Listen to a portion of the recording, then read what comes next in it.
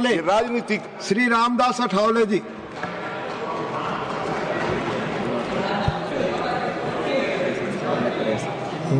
Deputy chairman sir, इतनी हो गई है रात,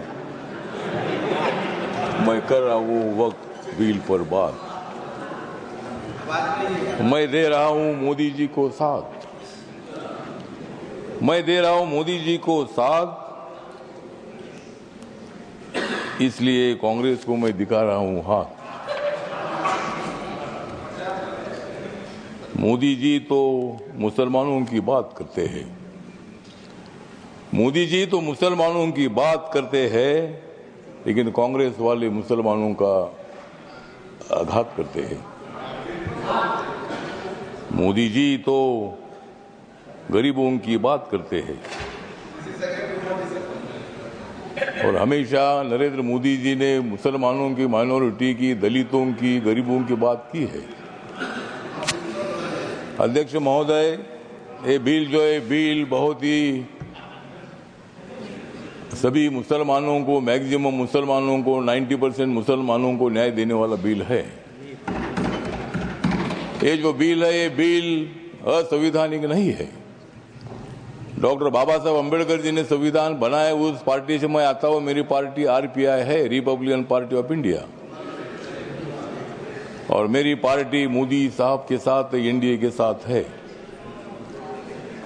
ये जो बिल है बिल मुसलमानों पर आज तक अन्याय होता रहा।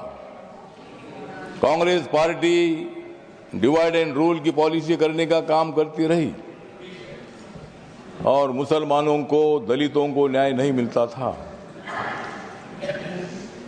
आज मुझे लगता है कि जो ये बिल आया है, हमारे किरण रिजिजू जो ट्राइबल कम्युनिटी के बुद्धिस्ट है, माइनॉरिटी के हैं, और इसीलिए मैं बताना चाहता हूं कि हम किसी को भी नहीं जाएंगे शरण, हम किसी को भी नहीं जाएंगे शरण, क्योंकि माइनॉरिटी के मिनिस्टर है रिजिजू किरण।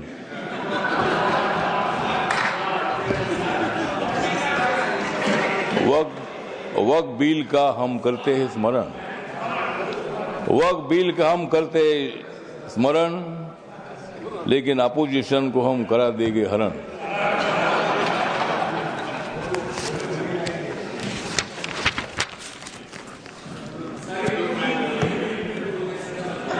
नरेंद्र मोदी जी है मुसलमानों के सच्चे वाली, नरेंद्र मोदी जी है मुसलमानों के सच्चे वाली। खरगे साहब बजाओ जोरदार ताली।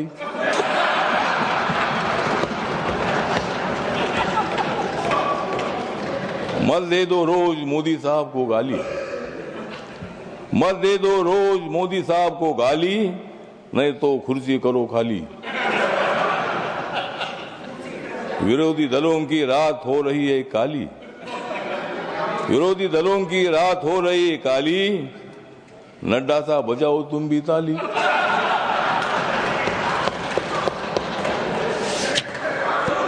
तो ये जो बिल है, ये बिल बहुत ही परिवर्तनवादी बिल है। ये बिल हिंदू, मुसलमान, सिख, ईसाई, बुद्धिस्ट लोगों को जोड़ने वाला ये बिल है। ये जो बिल है ये बिल असंवैधानिक नहीं है, जिस तरह आप बता रहे खरगे साहब। संविधान बाबा साहब ने लिखा है, आप भी बाबा साहब के अनुयायी है, मैं भी अनुयायी हूं।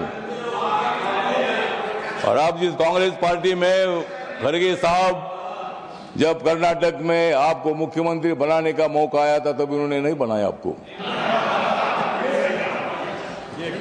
और मुझे भी मंत्री बनाने का मौका आया था, आपने मंत्री नहीं बनाया, मैं इसलिए इधर आया। मैं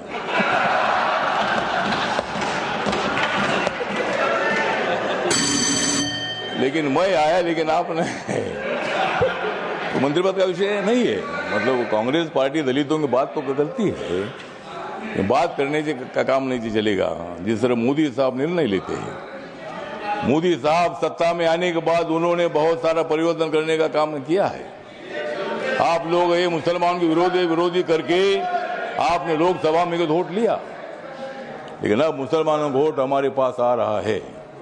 ये बिल पास होने के बाद सारे मुसलमान हमारे साथ आएगी, आपके साथ कोई नहीं रहेगी। हमारे साथ मुस्लिम समाज आएगा, हमारे साथ दलित समाज आएगा, हमारे साथ सिख समाज आएगा, हमारे साथ क्रिश्चियन समाज आएगा, ओबीसी समाज आएगा, ब्राह्मण समाज आएगा, सब समाज आएगा। हाँ, उनके पास कुछ नहीं रहेगा, मतलब उनके पास कुछ नहीं रहेगा तो ठीक बात, कुछ ना कुछ उधर भी होना चाहिए। अपोजिशन की हमें आवश्यकता है, कुछ वोट उनको मिलना ही चाहिए, लेकिन मैक्सिमम वोट हमको मिलेगा। और ये बिल पास होने के बाद नरेंद्र मोदी जी चौथी बार देश के प्रधानमंत्री बनेंगे, और नरेंद्र मोदी जी बनेंगे तो मैं भी बनूंगा। तो इसी तरह मतलब कहने मतलब इतना है कि इस बिल का समर्थन करने के लिए मैं खड़ा हूँ। व्यक्त कम है, मेरी पार्टी छोटी पार्टी है, लेकिन मेरी पार्टी आगे बड़ी पार्टी हो जाएगी। लेकिन अभी मैं अकेला मेंबर हूँ, लेकिन मैं जो मेरी पार्टी है, ये पार्टी बिल का समर्थन करती है, और ये बिल लोकसभा में पास हुआ है, ये राज्यसभा में भी पास हो जाएगा, और हम मुसलमानों का कल्याण करने के लिए हम आगे बढ़ते रहेंगे। इतना ही मैं बात करता हूँ। धन्यवाद, नमस्कार, प्रणाम। लेकिन जाते जाते थोड़ा सा किरण जी को मेरा कहना है कि बोध गया में जो हमारा महाबोधि महाविहार है, वो बौद्ध समाज का है।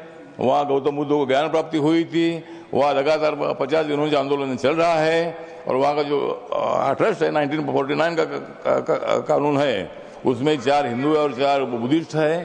तो वहाँ के बौद्धों की मांग ऐसी है कि भाई वो सभी मेंबर अपने होने चाहिए। अगर सरकार कर सकते हैं, धन्यवाद करिए। इतना मैं बताना चाहता हूँ, और इस बिल का समर्थन करता हूँ। धन्यवाद।